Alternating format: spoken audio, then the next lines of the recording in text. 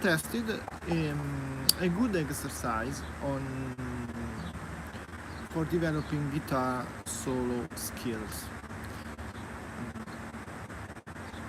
I noticed recently that it's very important to focus practice, in my case, at least, on simple things, not simple, and repeat them with so much frequency. So I have the problem to develop better phrasing and soloing. So I tried a very basic chord sequence that I want to tell you. That is simply A minor, G dominant, and F major. Very basic, but it's kinda special because it's so often, it can be found so often in songs. You can focus on getting the right notes on both keyboard and guitar, only white keys, very simple.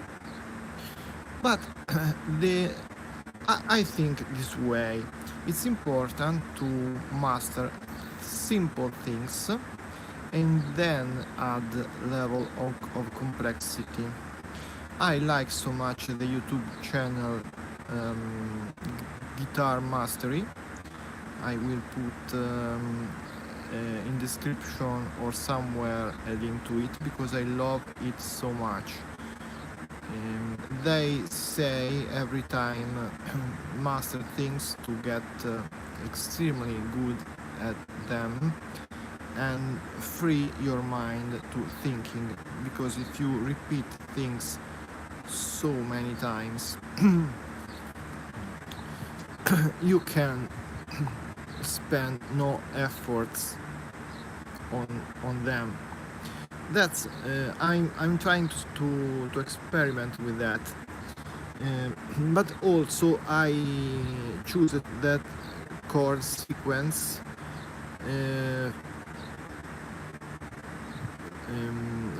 for many reasons. I said they are simple, only white keys. You can think of C major scale, but also is a very frequent sequence in many genres. You will find it everywhere. The thing I want to practice is to first of all use the right scales, but I want to suggest you to try go to one of the chord tones when you change chord. But this kind of exercise, I think, is very useful to develop various skills. First of all, you can expand the type of things you practice doing the same exercise.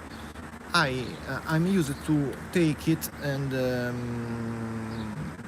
play over these 3 chords for many days. Every day I change the exercise slightly by playing the solo in a slight different way.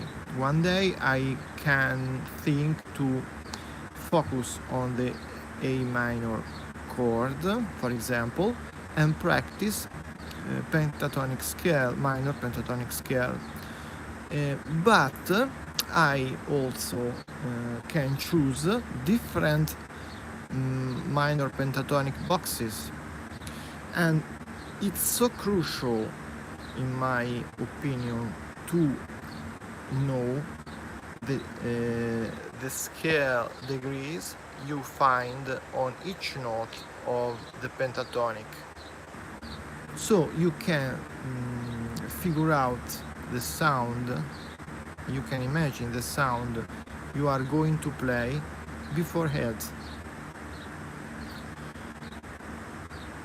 Other than that, it's I think it's a good practice not to solo and play notes continuously, but starting with listening to chords, imagine a short melody. The best would be to understand each degree of the melody you are playing, both with respect with the scale and with the current chord, so you can have a vision, a broad vision of what you are playing. So imagine you are on A minor. You think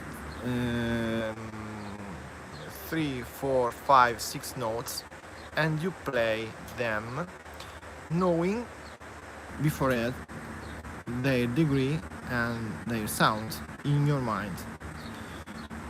Then you take a break and you can choose to play something different on the same chord or focus on a different chord. Imagine the first time you pay attention on the first chord of your sequence, A minor, the second time to G major, G dominant, G major dominant, and then F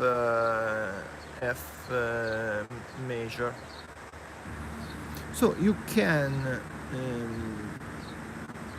visualize and be aware of what is going on. Know what you're doing, because if you start playing randomly or not thinking on what's going on, you are not connecting the dots, and it's so important also to understand, to figure out and to visualize the degrees of the note with respect to the 3 chords. So you can say I'm playing the 3rd minor on the 1st chord, on the A minor chord. So I'm playing a C. That's becoming another degree on the 2nd chord. I can change to go from C to, let's say, D, and I get the 5th of the G major dominant, and then I can choose another chord tone for the F. I don't know, I could choose to go to the 3rd, the major 3rd, the A note, or to C, the 5th. So you can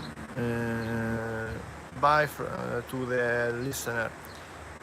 So you can choose to make little solos based on knowing where you are.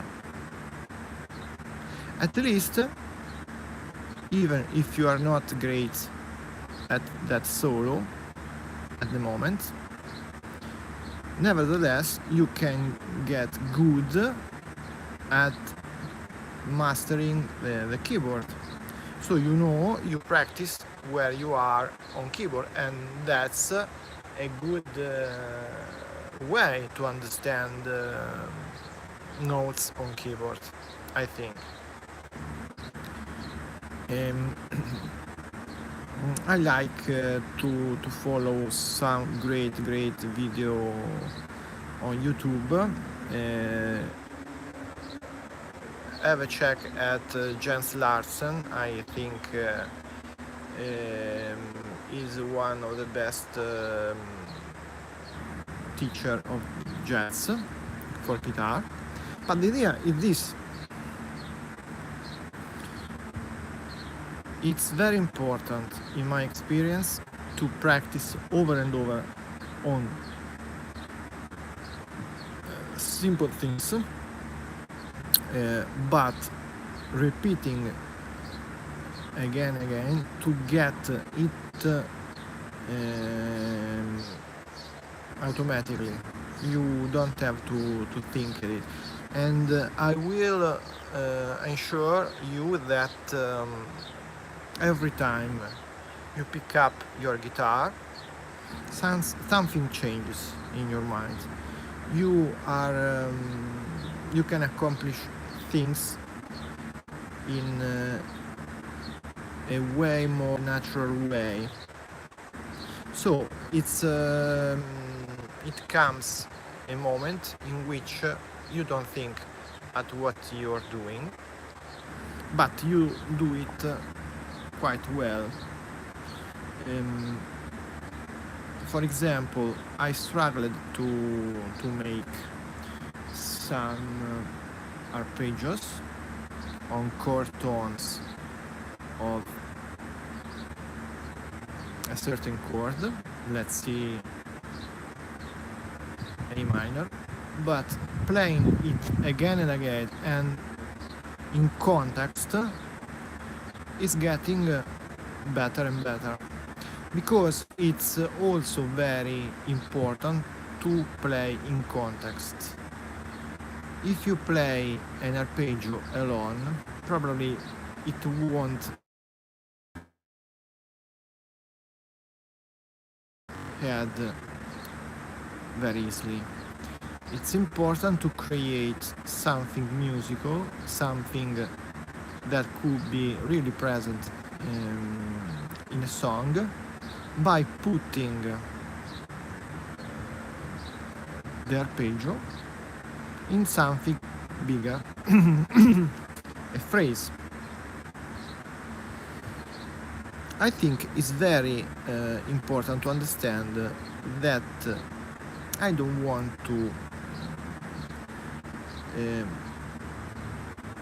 make some kind of articulation for the sake of it, because I want to do sweep picking, because I feel if I play now a good sweep picking crowd, and people will look at me and say, "Oh, good! How good you are."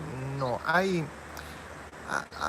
think is a better way to focus about your present emotions and to express them with the appropriate technique, or with the technique you think is the best. So I don't think now I want to sweep pick because I'm cool. No, I'm trying to get the flow,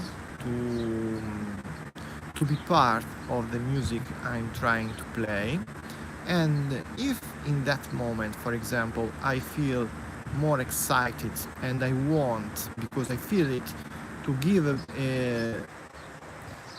boost to the song, then automatically I will do something fancy or with a bit more of energy, for example, sweep picking.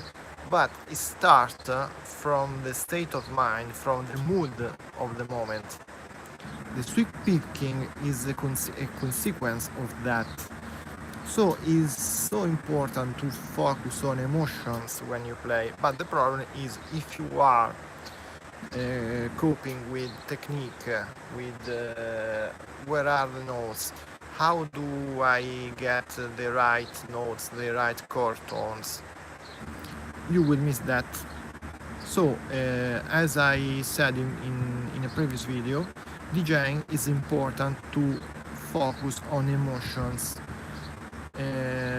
songs give to you and to your audience. And that is a huge part of music, I think. These are my opinions, but I think that could be right, I hope. At least for me. Let me know if for you is the same thing.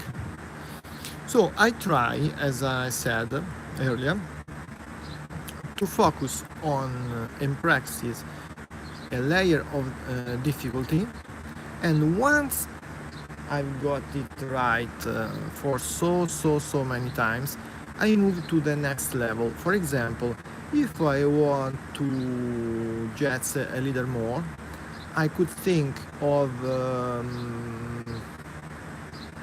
go chromatically to some chord tones of the chord I'm playing over.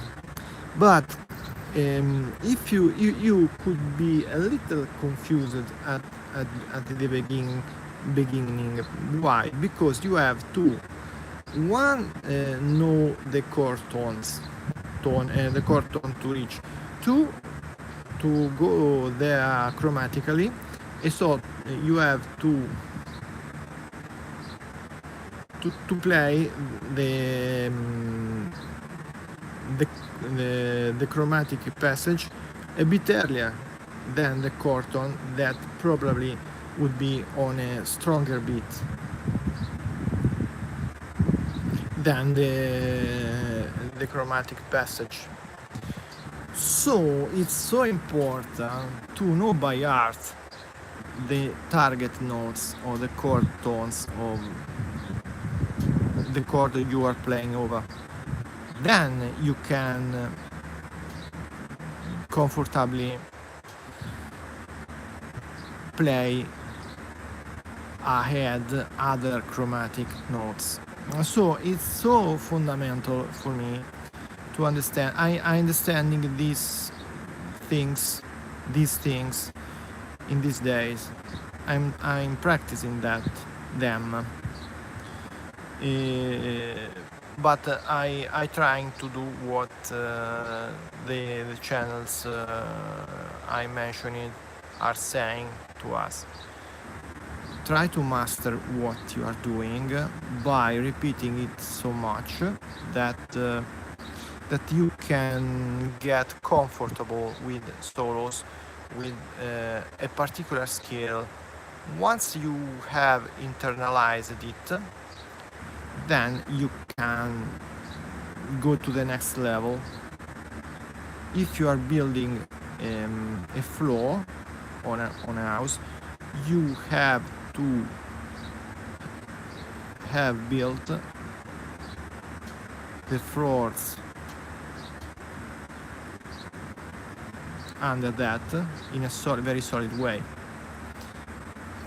so you can focus on one single aspect of your practice. Granted, you have done a good job before and you have solid basis.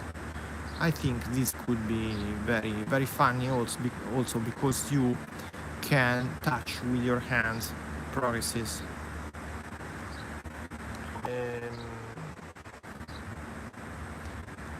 One thing I'm trying to do is to solo over a chord with the pentatonic scale. Again, only to have an example, on A minor I can run up and down. That's not the best way, but for practice I will go up and down when I first hit A minor, and when I return to A minor the second time, I can manage to play an arpeggio, and then I can, when I will be good at playing it, the third time I could manage to play again the arpeggio, but extending it on different octaves. Or I can play an extension of the triads. So instead of playing root third minor, minor third, fifth, I could play by starting on minor third degree, fifth, root, and second degree, for example. So you can vary it a bit more, and then I could manage where to go from it to another, to a chosen chord tone of the second chord. Another exercise I'm trying to do is to play for some time on a box by visualizing each degree I hit on the minor pentatonics box, and then I could try to play, for example, the same things but translated on an adjacent box. So I can also focus on the different sounds each guitar zone has, because if you play down the neck, you get a certain type of sound. If you play over the bridge, another one. And you can change also the kind of articulation with you do with both ends, and also change, for example, the position you are picking, far or near the bridge, for example. And also you can try again and again a certain kind of articulation by knowing the degree you are applying on both the one and second chord, for example. So you are, for example, playing the second degree and the third degree on the one chord, and then figure out what degree the note you are playing have on the second one. Things like this, and then you'll notice how you will improve the sound execution by repeating over and over the same things. Just to tell you, I tried so hard to play a bending of one semitone yesterday, to move from the second and the third minor of A minor, playing B to C. Sorry for the wind.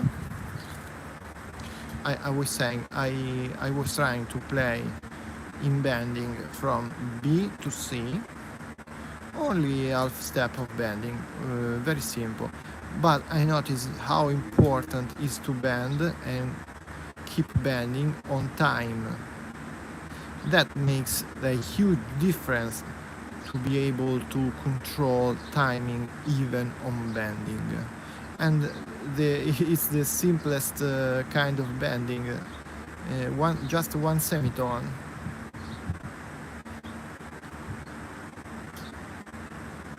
I don't know if the simple, probably some micro bending is also simple, but I want to focus on something easy. But easy, nothing is really easy, because to do it, getting the right sound is not so easy. But anyway, I think it's worthy to try. So, to summarize, a short recap. I suggest you this exercise. Try to play over this chord sequence: A minor, G major dominant, F major. Very simple. On your guitar, on even on your keyboard. If you are using a guitar, it's so important that you loop it. You have to loop chords. I have a looper for that. You keep looping these 3 chords, play the chords, record the chords on time, be precise of that. If you have Logic Pro or some other DAW, please record them and keep a clock or a percussion over that, so you can practice with the right timing and pay attention to every nuances you are playing. You can for sure spend some hours on it, and you'll notice that after 2 hours you will change every sensation and feel something very different than when you start the exercise. That's, I think, is a good thing, because you are starting to internalize things, and the next times you will be thinking so much less and move to developing some other skills. Bye for now. If you are with me till now, thanks you so much. Follow me on Parseval Music, because I'm focusing very much on guitar practice in these days. I want to get it right with you.